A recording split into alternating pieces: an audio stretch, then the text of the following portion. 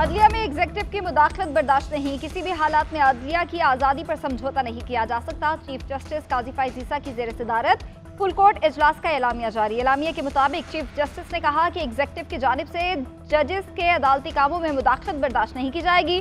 अदलिया में एग्जेक्टिव की मुदाखलत को बतौर इदारा बिल्कुल बर्दाश्त नहीं किया जाएगा।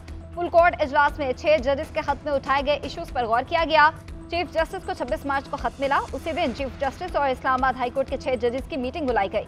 मुलाकात में इंक्वायरी कमीशन तश्कील देने की तजवीज़ आई। अच्छी साख वाले रिटायर्ड जज की सरबराही में इंक्वायरी कमीशन को मामले की छानबीन करनी चाहिए। चीफ जस्टिस ने 27 मार्च को अटॉर्नी जनरल, वजीर कानून, सदर सुप्रीम कोर्ट बार, पाकिस्तान बार के सीनियर अरकान से मुलाकात की। 27 मार्च को ही फुल कोर्ट में चीफ जस्टिस से वजीर आजम की मुलाकात पर इतफाक किया गया। वजीर आजम ने यकीन दिलाया कि वो आज़ाद अदलिया को यकीनी बनाने के लिए मजीद मुनासिब इकदाम करेंगे। कमीशन की तश्कील के लिए काबीना इजलास बुलाने की भी यकीन दहानी कराई गई।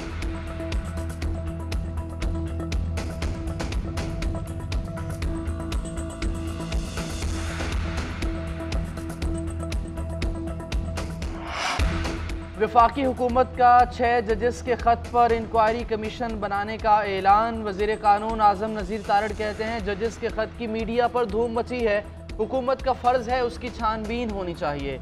कमीशन का मामला वफाकी काबीना इजलास में पेश होगा। मंजूरी के बाद मुजवज़ा कमीशन के TOR तैयार किए जाएंगे। तहकीकात के लिए गैर जानिबदार रिटायर्ड अदालती शख्सियत की नामजदगी की जाएगी।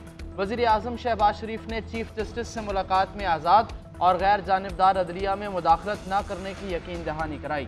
6 जजेस के खत के हवाले से छानबीन का भी कहा। वज़ीर आज़म ने कहा अदलिया की आज़ादी पर कोई समझौता नहीं होगा। जजेस का मामला पहली बार सामने नहीं आया, पहले भी ऐसा होता रहा। कोई आईनी बहरान नहीं, हम अदलिया पर छोड़ते हैं कि जजेस का खत मिसकंडक्ट है या नहीं। 6 जजेस के खुफिया इदारों पर इल्जामात के बाद हुकूमत और अदलिया के 2 बड़ों की बड़ी बैठक। वज़ीर आज़म शहबाज शरीफ और chief justice of Pakistan justice Qazi Faez Isa की मुलाकात। इस्लामाबाद हाई कोर्ट के 6 जजेस के खत और अदलिया में खुफिया इदारों की मुबैना मुदाखलत के इल्ज़ाम पर गौर। चीफ जस्टिस के चैम्बर में होने वाली मुलाकात में जस्टिस मंसूर अली शाह, वज़ीर कानून आज़म नज़ीर तारड़ और अटॉर्नी जनरल मंसूर उस्मान की भी शिरकत। उधर वफाकी काबीना का आज होने वाला इजलास तीसरी बार मुलतवी। काबीना इजलास 30 मार्च को दिन 12 बजे होगा। इस्लामाबाद हाई कोर्ट के 6 जजेस के खत और कमीशन के हवाले से मुशावरत होगी।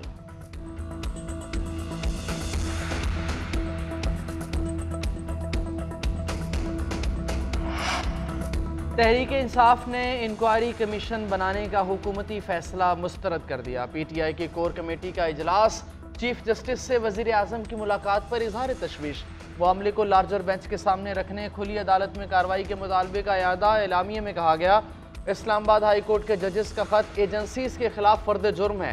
हाजिर सर्विस जजेस की रिटायर्ड जजेस के जरिए इंक्वायरी कराना आज़ादाना और शफाफ तहकीकात से भोंडा मजाक है। चोरी के मैंडेट से आए वज़ीर आज़म की तहकीकात की कोई अहमियत नहीं होगी। चीफ जस्टिस साथी जजेस को इंसाफ फराहम करें।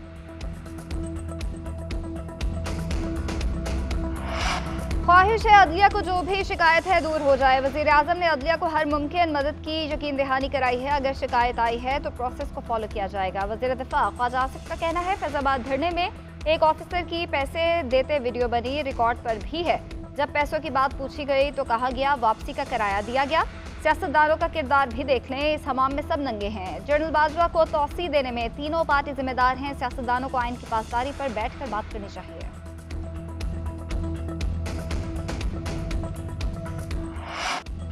सुप्रीम कोर्ट की फौजी अदालतों को महफूज फैसले सुनाने की मशरूत इजाज़त। 15 से 20 ज़ेर हिरासत अफराद को रिहा करने का हुक्म।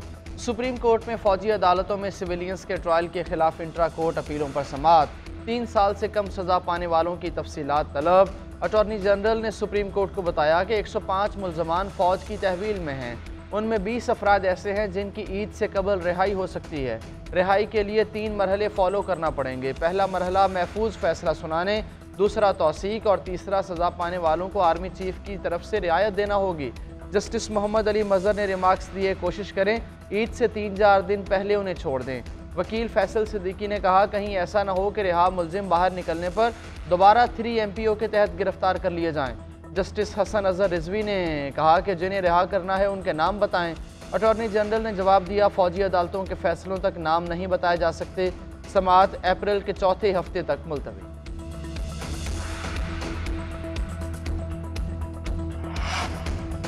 9 मई मुकदमात में सुप्रीम कोर्ट से जमानत मंजूर होने पर रिहा होने वाले 5 मुल्जिमान दोबारा गिरफ्तार। रावलपिंडी से 5 मुल्जिमान को 16 MPO के तहत गिरफ्तार किया गया। मुल्जिमान को सुप्रीम कोर्ट से जमानत मिलने के बाद गुज़िश्ता रात अडियाला जेल से रिहा किया गया था। उधर 9 मई को हसास इदारे के दफ्तर पर हमले के मुल्जिमान की जमानत का तहरीरी फैसला जारी। सुप्रीम कोर्ट के फैसले में कहा गया कि मुल्जिमान पर इल्जामात अमूमी नौयत के हैं। खुशकिस्मती से तोड़फोड़ के वाक़यात में कोई जख्मी हुआ, ना ही मुल्जिमान से कोई असलहा बरामद हो सका। तोड़फोड़ में मुल्जिमान का किरदार मजीद तहकीक तलब है। ट्रायल कोर्ट शवाहिद रिकॉर्ड करके ही मुल्जिमान की जिम्मेदारी का तयन कर सकती है।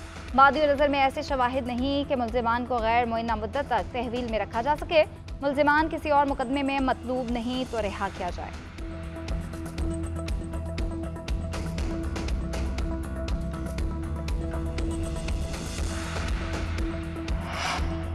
तहरीक इंसाफ का बानी PTI की रिहाई, अदलिया की आज़ादी के लिए रैली निकालने का ऐलान। बैरिस्टर गौहर कहते हैं बानी PTI से लीडरशिप वकला की तफसीली मुलाकात हुई। बानी PTI ने कहा ऐसा कैसे मुमकिन है कि जजेस के घरों में कैमरे लगाए जाएं। इतवार के दिन पेशावर में अदलिया की आज़ादी और कैदी नंबर 804 की रिहाई के लिए रैली निकालेंगे। हम जल्द बानी PTI की जानिब से चीफ जस्टिस पाकिस्तान को ख़त लिखेंगे जिसमें लिखा जाएगा कि बानी PTI के साथ क्या सलूक किया गया।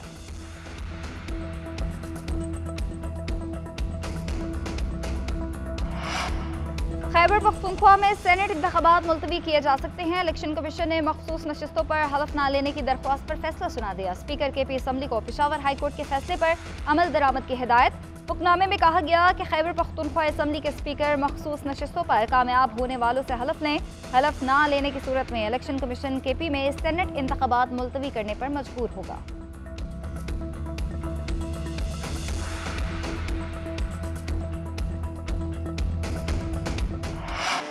सेनेट इंतखाबात के लिए पंजाब और सिंध से उम्मीदवारों की हतमी फहरिस्त जारी। पंजाब में टेक्नोक्रेट की सीट पर 3 उम्मीदवार मद्दे मुकाबिल होंगे। नून लीग के मोहम्मद औरंगजेब और मुसद्दिक मलिक, PTI की यास्मीन राशिद उम्मीदवार होंगी। अकलियती नशिस्त पर आसिफ आशिक और खलील ताहिर सिंधु उम्मीदवार होंगे। सिंध से सेनेट की जनरल नशिस्तों पर पीपल्स पार्टी के 6 उम्मीदवार मैदान में। फैसल वावड़ा समेत 4 आज़ाद उम्मीदवार भी जनरल नशिस्तों पर मैदान में। KP से 7 जनरल नशिस्तों पर 16 उम्मीदवारों में मुकाबला होगा। पंजाब से 7 सेनेटर्स बिला मुकाबला मुंतखब हुए। बलूचिस्तान में अनवारुल हक काकड़ समेत 9 सेनेटर्स बिला मुकाबला कामयाब। इलेक्शन कमीशन का नोटिफिकेशन जारी। सैयद आल नासिर, आगा शाहजेब दुरानी, सरदार उमर गोरगेज, जान बरीदी, अमर वली खान, अहमद खान, राहत जमाली और हुस्ना बेबी शामिल। साइफर केस में आजम खान, असद मजीद स्टार गवाह हो सकते थे, लेकिन असद मजीद ने कुछ नहीं कहा कि वो स्टार गवाह बन सकते हैं। बानी PTI और शाह महमूद कुरैशी की साइफर केस में सजा के खिलाफ अपील पर समाअत के दौरान इस्लामाबाद हाई कोर्ट के रिमार्क्स।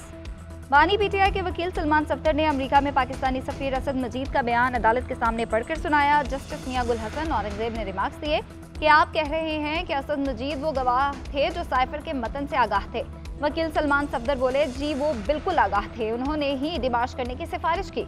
जस्टिस मियां गुल हसन औरंगजेब ने तंजिया रिमार्क्स दिए कि पाकिस्तान में अगर कोई कहे पाक ईरान गैस पाइपलाइन बना दूं तो क्या जेल में डाल देंगे? FIR तो कटेगी ना। आप बताएं बानी PTI ने जलसे में क्या लहराया था? वकील सलमान सफ्दर ने कहा, ये तो प्रोसिक्यूशन ने साबित करना है कि वो क्या लहराया गया। समाअत मंगल तक मुलतवी।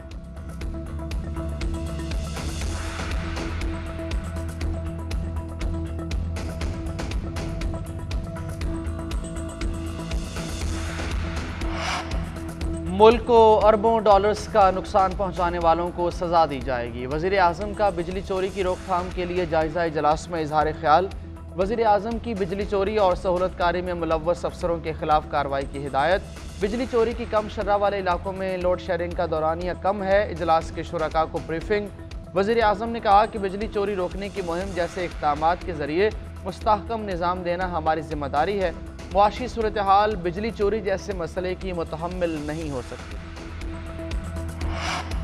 महंगाई के सताए अवाम पर फिर बिजली बम गिरा दिया गया। बिजली की कीमत ₹2.74 फी यूनिट बढ़ा दी गई। इजाफे का इतलाक अप्रैल ता जून तक इलेक्ट्रिक समेत तमाम सार्फिन पे होगा। लाइफलाइन सार्फिन मुस्तस्ना होंगे। इजाफे से सार्फिन पर 85 अरब 20 करोड़ रुपए का बोझ पड़ेगा। सेंट्रल पावर परचेजिंग एजेंसी की दरख्वास्त पर नेपरा ने फैसला सुनाया। नई कीमतों के नोटिफिकेशन के लिए फैसला वफाकी हुकूमत को भिजवा दिया गया। समाअत के दौरान मेंबर नेपरा का कहना था कि बिजली की तलब कम होने से सार्फिन पर बोझ पड़ रहा है। तलब में इजाफे के लिए काम क्यों नहीं कर रहे? मुकामी कोयला इस्तेमाल ना करने से भी कीमत बढ़ी है। आप जब LNG पर पावर प्लांट चलाएंगे तो बिजली महंगी होगी।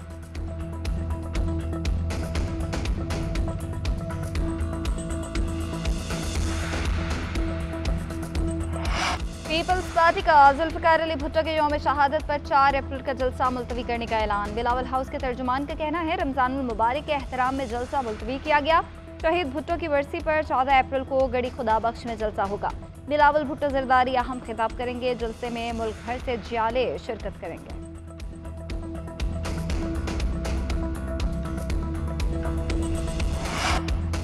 पाकिस्तान की कौमी एयरलाइंस बराए फ़रोख्त PIA की निजकारी की तैयारियां तेज़। दुनिया भर के इन्वेस्टर ग्रुप से राब्ते शुरू। बैनुल-अक़वामी सतह पर इश्तिहारात बराए नीलामी दिए जाएंगे। PIA खरीदने में जर्मनी, फ्रांस और नीदरलैंड्स के इन्वेस्टर्स की भी दिलचस्पी।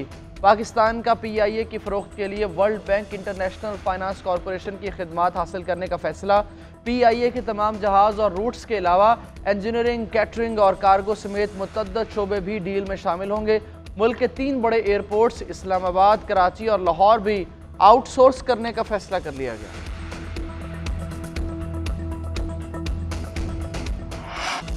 पाकिस्तानी T20 टीम की कप्तानी का सेहरा किसके सर सजेगा? सिलेक्शन कमेटी ने मुशावरत के बाद 4 नाम चेयरमैन PCB के सामने पेश किए। 4 नामों में मौजूदा कप्तान शाहीन आफरीदी का नाम सर फहरिस्त, साबिक कप्तान बाबर आजम का नाम भी शामिल। चेयरमैन PCB की ज़ेर सदारत रात गए अहम इजलास। सिलेक्शन कमीशन के अरकान की कप्तान के बारे में मोहसिन नकवी को सिफारिशात पेश। कोचेस के नामों पर भी मुशावरत की गई। उधर चेयरमैन PCB मोहसिन नकवी से साबिक कप्तान बाबर आजम की मुलाकात। टीम की कप्तानी के हवाले से तबादला ख्याल। ज़राए के मुताबिक PCB बाबर आजम को कप्तान बनाने का ख्वाहां है। बाबर आजम को माजी में कप्तानी वापस लिए जाने का गुस्सा है। अपनी शराइत पर कप्तानी संभाल सकते हैं। आयरलैंड और पाकिस्तान के दरमियान T20 सीरीज के शेड्यूल का ऐलान। कौमी क्रिकेट टीम मई में 3 मैचेस की सीरीज के लिए आयरलैंड का दौरा करेगी। पहला T20 मैच 10 और दूसरा 12, तीसरा मैच 14 मई को खेला जाएगा। सीरीज के बाद कौमी टीम इंग्लैंड भी जाएगी। दौरा आयरलैंड से कबल पाकिस्तान और न्यूजीलैंड के दरमियान 5 T20 मैचेस पर मुश्तमिल सीरीज भी शेड्यूल। आगाज 18 अप्रैल से रावलपिंडी में होगा।